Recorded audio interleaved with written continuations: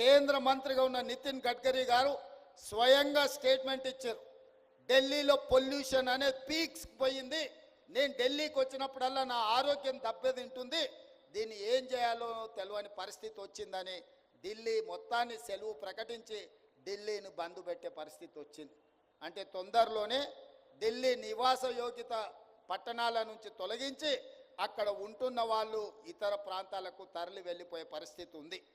అదేవిధంగా బెంగళూరులో ట్రాఫిక్ జాములు మీరు చూసారు, చెన్నైలో వర్షాలు వస్తే పడవల్లో తిరిగే పరిస్థితి మీరు చూసారు, ముంబైలో కొట్టుకుపోతున్న పరిస్థితులు మీరు చూస్తున్నారు.